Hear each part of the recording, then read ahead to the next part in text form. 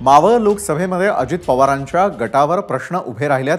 ते महायुतीचे उमेदवार श्रीरंग बारणेंचा की महाविकास आघाडीचे उमेदवार संजोग वाघेरेंचा प्रचार करणार अशी शंका वेळोवेळी उपस्थित केली गेली आणि अशातच मतदानाचा टक्काही घसरला। घडलेल्या या घडामोडी वाघेरेंना स्वतःच्या पथ्यावरती पाडून घ्यायच्या होत्या, पण तसं घडलं का हे जाणून घेण्यासाठी मावळ लोकसभेतील प्रत्येक घडामोडींवरती लक्ष ठेवून असणाऱ्या पत्रकारांशी आम्ही चर्चा केली आहे। मावळ लोकसभेचा खासदार कोणत्या शिवसेनेचा होणार?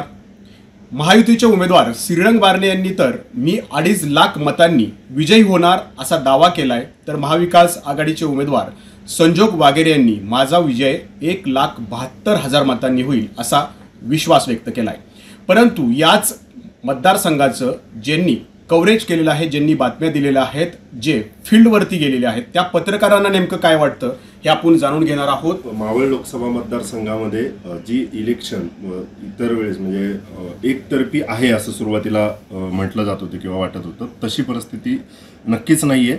दोघांनीही आपापले दावे केले असले तरी मावळ लोकसभा मतदारसंघात काटेकी टक्कर झालेली आहे असंच म्हणावं लागेल, कारण जो मतदान ज्या पद्धतीनं वाढणं अपेक्षित होतं किंवा मतदानाचा टक्का वाढणं अपेक्षित होतं ते झालेलं नाही। जो मतदानाचा टक्का घसरला आहे तो बघायला गेलं आपण तर भाजपचे जे बाल्य किल्ले म्हणतो आपण, चिंचवड आणि पनवेल या 2 मतदारसंघात टक्का घसरलेला आहे, तर याचा फायदा मला असं वाटतं की वाघेरेंना होईल। वाघेरे यांची पाठी पूर्ण कोरी होती, तर श्रीरंग अप्पा बारणे हे तिसऱ्यांदा निवडणूक लढवत आहे।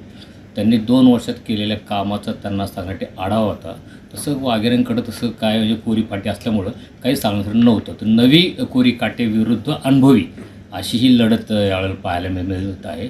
त्याच्यातच आपल्याला टक्केवारी जी वाढणं अपेक्षित होतं, हे टक्केवारी मतदार आहेत, काही जनजागृती आहे, त्याचा परिणाम होऊन टक्केवारी वाढायला वाटलं होतं, टक्केवारी पण कमी झाली। त्यामुळं दोघांमध्ये ज्या याच्यामध्ये निश्चित कोणाची बाजू आत्ता सांगता येणं फार कठीण झालेलं आहे।